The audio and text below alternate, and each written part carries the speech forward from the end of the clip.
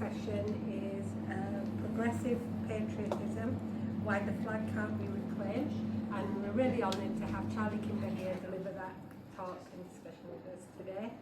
So over to you. We'll have, sorry, just one more thing, sorry, just a little bit of housekeeping. We've got 25 minutes for Charlie to do his talk, and then we'll have some questions and answer session, and then Charlie will do his roundup, and then we'll do the second half of our meeting. So you go, Charlie. Lovely, thank you very much, and thanks to everyone who's come on a chilly night in Bradford, whether you're in the room or online. Something extraordinary happened in late summer in Britain. And that was, there was a sudden eruption of Union flags. Learned to call it a Union flag, not a Union Jack, because it's not at sea. Union flags and St George's crosses in many parts of Britain. Not actually where I live, in the border of Hackney and Tower Hamlets, but anyway, in many, many parts of Britain. It was not, as sometimes happens, a semi-spontaneous reaction to a sporting event. You see this sometimes during the World Cup or the European Cup or something of that sort. Or, as again in my part of the world, the Guardian readers locally put up the European Union flag at occasional moments to show their true allegiance. But it wasn't one of those sort of occasions. It was, I think very clearly, a continuation of the process that had begun earlier in the summer with the brutal assaults on the accommodation of refugees and asylum seekers, which happened in vast parts of Britain, actually on a scale greater than that the year before. The year before was terrifying, saw attempts to burn down mosques, to immolate refugees in hotels. That was a terrible moment, but it was very short-lived. We came out in our thousands and tens of thousands, and quite quickly it stopped. And I just want to be clear about that. It wasn't about the cops, and it wasn't about the courts, and it wasn't about Keir Starmer. It was about the mobilisation of anti-racists in many, many places. It was crucial. But this year it went on much, much longer, and was linked to as well the rise of Reform UK. That you had simultaneously Reform UK on 30% or about that in the polls, leading in the polls as the Tories sank into near oblivion. You had the attacks on refugee accommodation. You had the rise of a fascistic street army around Tommy Robinson, which was then evidenced on the 13th of September by at least 100,000. It wouldn't be an exaggeration to say 150,000 people on the streets of London. And the flags thing was linked to that. And you see, I want to do this argument at 2 or 3 layers. The initial layer, which I think is quite easy, is that the Raise the Colours movement and the flags was engineered by the far right and was driven by the far right. Now, I know round here you will find, in Keighley, for example, there were quite a lot of flags. In Haworth there were flags. Probably not that many in Bradford itself, in the centre. But let's not be complacent about that. If you think about Queensbury Ward in Bradford, for example, voted for a BNP councillor who remained in 2006, who remained under slightly different colours, the colours of the Queensbury Independents, right up to 2018. Either him or his wife were councillors. Now, that doesn't just go away when the councillor disappears. It leaves behind a dross that are still there, a hardcore. So let's not, be complacent. This has gone away entirely. It can come back in a big way. But if you look at the research that's been done, in nearly every case you can identify those who are responsible. I'm not saying that you can for absolute definite in Keighley or Haworth or whatever, but in most places you can. There's a man called Andrew Currian, who was also known as Andy Saxon, who was a bodyguard for the English Defence League leaders. That's Tommy Robinson's group. He was a bodyguard. Now he's part of the security team for Britain First. That's a pretty openly fascistic organisation that marches around Britain. You know, it's well to the right of reform. It's much more in the Hitler-Mussolini model. And they boasted, this is Andrew Currian and his mob, they boasted that they had sent out thousands of flags to be put up by people. The places they mentioned were Wolverhampton, West Bromwich, Worcester, Dudley, Stourbridge, and other parts of Staffordshire. And that's real, by the way. One of my kids lives in Worcester, and I went to visit him. There are flags everywhere, and quite professionally put up. You know, it's obvious it's been done with probably with a cherry picker thing, you know, and then put up in very high, quite hard to get them down. And you can see it. And I'm absolutely sure they may overdo how many they've sent out because they ask you to send donations. And these people are always out to make money, of course. Oh, we've sent out 2,000 flags, so there's some more money. But I believe that they did send out quite a lot.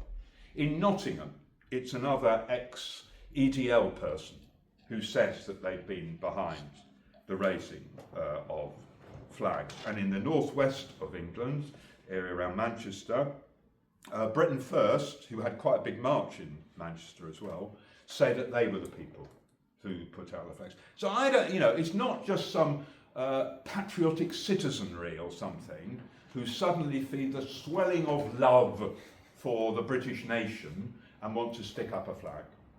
What it is about, let's be clear about this, is reclaiming the streets from what they see as their enemies. And who do they see as their enemies?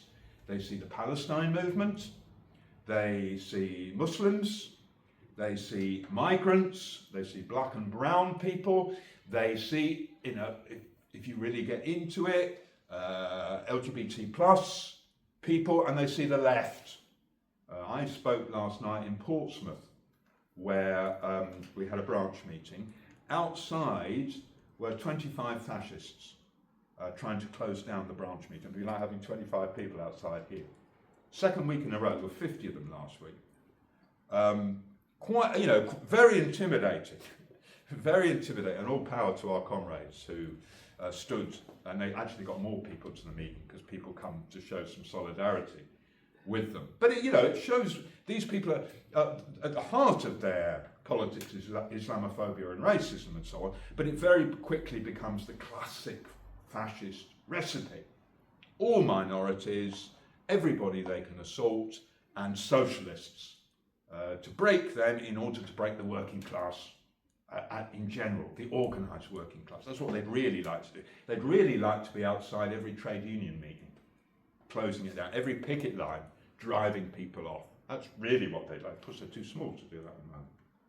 But let's recognise the threat here. And the flags thing is very much linked to that. Now, I need to say that obviously there are flags and flags. Not all flags are equal. The Palestine flag is not the same as people putting up the Union Jack, for obvious reasons. Palestine flag is a symbol of anti-imperialism, a symbol of liberation from the Americans, the Brits, the French, the Italians, the Germans who give succor to the Israeli state and against Zionism. That's what the Palestine flag is. And that's why, if you remember, the Tories at one point said it will become an offence to wave a Palestine flag in Britain. Well, good luck with trying that. But anyway, they did say that at one point. Unfortunately, they then saw demonstrations of 500,000, 600,000, whatever, in the streets with tens of thousands of Palestine flags. The idea that they were going to remove those was nonsense. And then they said that from the river to the sea would be outlawed as a chant. That's why we put it on the front of Socialist Worker. And again, they were unable to do it. They were unable to do it. Now, they might come back. The Labour government might. I mean, the Labour government has already outlawed Palestine Action. The Labour government has arrest people now for holding up a cardboard sign. I oppose genocide, I support Palestine Action. You're arrested under the Terrorism Act, Section 13. I know this because I was one of them. You get taken away if you hold up that sign. So the Labour government has actually gone further than the Tories did. Let's be clear about that. The Palestine flag is different, and so is the red flag. The red flag, which, the Welsh claim. The Welsh claim it was first raised in Newport in 1839. You can say, well, that's true or not. But anyway, the Welsh claim that they were the first people to raise the red flag. That's a symbol of internationalism, of the working class, of socialism, and of the fight back. Not all flags are equal, but the British flag, what does it represent? It represents the empire, the great British state, lauding it across the world, the army, the military might, and so on. So the easy bit of this meeting is the flag movement was largely generated by the far right and its fascist elements in particular. It's wholly reactionary, and it's linked to all the other attacks that took place, and in particular that's because the British flag, the butcher's apron as it's often known as, is seen as one of the most backward, and is an attempt to reclaim the streets from what they see as their enemies. Palestine movement, Muslims, the left, etc. So that's the easy bit. Then there's a more, a slightly more controversial bit, which maybe we'll get into more in the discussion, which is whether what the left should do is to say, well, that's one version. What Charlie has talked about is one version of what the British flag represents, but there's a better one. Why don't we, the left, wave the British flag and say, well, for us, the British flag represents the Chartist movement in the 1840s, the suffragettes who fought for the right of women to vote, the hunger marches of the 1930s, the great anti-racist movement that defeated the Nazi National Front in the 1970s, the Stop the War movement in 2001 to 2007 in particular, the multiculturalism that enriches our cities and our country. That's what we mean. And we should say, let's take back the Union Jack from the right and proudly put it up ourselves, but say it means something different. I don't know if anybody really knows about the singer Billy Bragg anymore. But this Billy Bragg, who used to be a big thing, he appears on Radio 4 occasionally now, but anyway, but he used to be a big proponent of this. Let's take back the flag from the right. And it's not just a British phenomenon. This is argued about in other places as well. I was in Paris quite recently, a few months ago, doing some meetings for our comrades in France. And there's quite a big argument. The argument is the right, when they talk about the flag, it's always sort of linked for them the tricolour, the red, white, blue flag, pâté, and the baguette. That's and really it's about colonialism and so on. But the left should seize it back. No, that's not what. By us, it means 1789, the Great French Revolution, the Commune of 1871, the Great Strikes and anti-fascist movements of 1934 and 1936, the biggest general strike in the world up to that point of 1968, etc., etc., etc. It's the same argument. And actually, the French thing has a bigger history. In the 1930s, the Communist Party, which was a very big party in France in the 1930s, deliberately set out to reclaim the tricolour, as they said. Torres, who was the leader of the French Communist Party, said, "We will take back the tricolour and the Marseillaise, the French national anthem."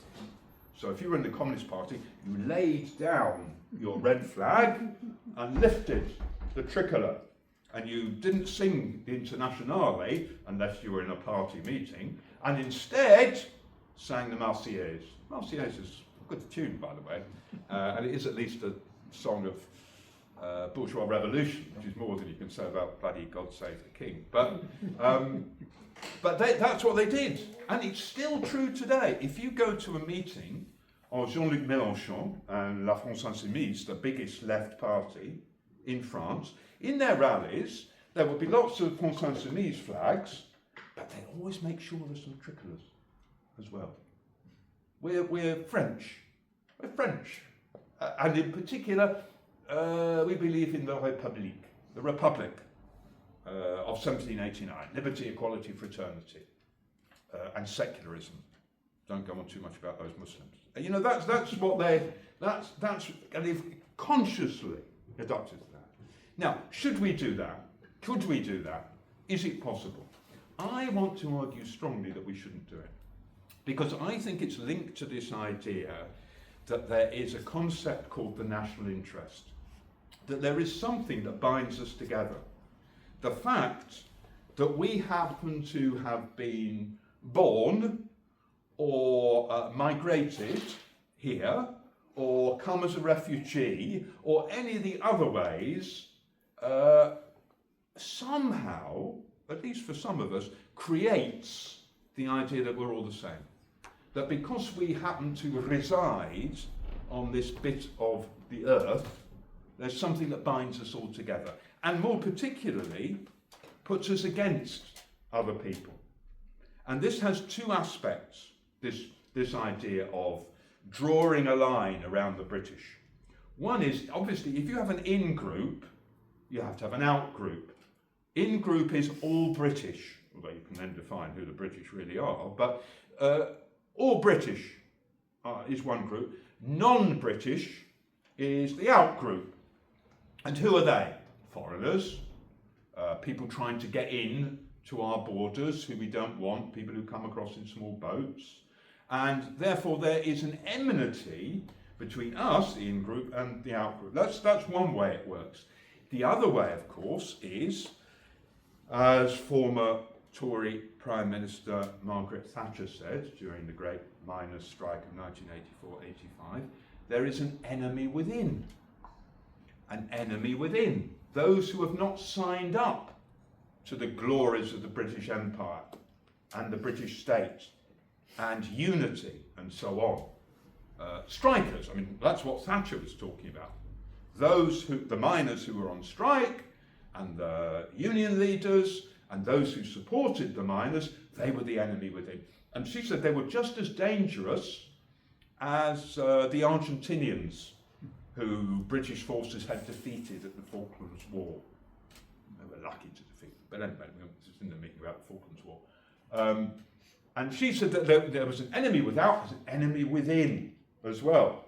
And if you think about Americans, they always talk about some right-wing, the red sons of the beds. You know, they're not all out there. They're in your own home, the Reds as well. So once you create this national interest, you're saying that there is an out-group of foreigners and of some people inside our own boundaries as well. Now, it therefore has at its heart a set of values defined by the ruling class. And furthermore, they say that what's unites us as British is not class, no, you must overcome the idea of class and recognise that whether you're poor or a billionaire, you all have interests in common. You all have interests in common in balancing the books of the economy, in supporting the army during a war, in supporting the Americans when they go to one of their endless wars. This is what it means to be British. It doesn't mean a liking for tea and scones. It means that you have to accept that sort of set of politics. Our set of politics says, no, our sisters and brothers are in Bangladesh, or in Pakistan, or in South Africa, or in Argentina, or in France, or in Ireland, whatever. Those are the people that we identify with, the working class and the poor and the exploited and oppressed of those countries, not on the rich at the top of our own society. We have much more in common with a woman cleaner in Johannesburg than we do with Prince Andrew residing in Windsor Lodge, Royal Lodge in Windsor. Now, I think that's pretty obvious that we do. But that cuts completely against, and the flag is the symbol of that national unity. And that's why I think we have to argue very strongly against, obviously, the flags movement, because that's pretty obviously a far-right thing, but also this notion that somehow, if we only wanted to, we could redefine what this whole thing is about. And whenever this has been tried, it's completely failed. You know, I can see no example of where this has ever, even a tiny way, been reclaimed by it. And I always feel extremely nervous when I see any working class event where people start waving Union Jacks or English flags. Because, of course, it's not just to preserve the right, it's also to preserve the Labour Party. Think of Keir Starmer.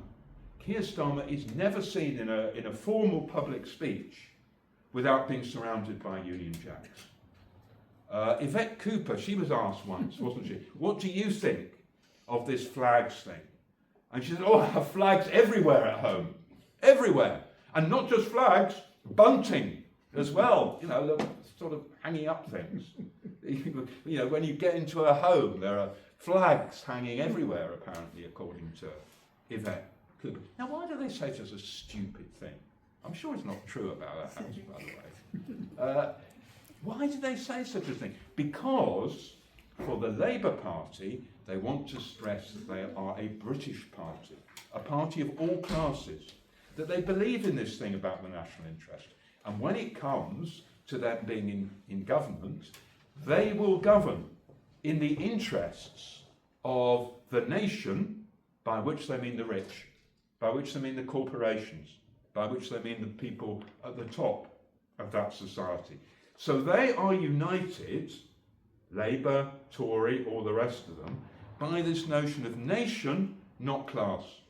And we begin from a notion of class, not nation. And the flag is the symbol of that nation, not class illusion, which is deliberately peddled all the time. You're British, there's something special about you, you're British. Don't think about rich and poor, think about just being British. It's most clear, obviously, during wars. Everybody must unite. It's a traitor if you don't sign up for the war and you don't support the war. You think during the First World War, the immense pressure that was put on anybody who didn't go and fight for the British Empire. But it's true all the time as well. We have to get together so the British economy can get better. The British economy, as if there is such an economy that's exactly the same for the rich and the poor, for the worker and the boss, for the unemployed and the billionaire. It's obviously not. It's about a system that serves some and beggars others. So that's, I think, on all the different levels, we have to counterpose to the myths of nationalism, the myths of the flag, our own class politics and our own sense of internationalism, of solidarity and working class unity. Thank you very much.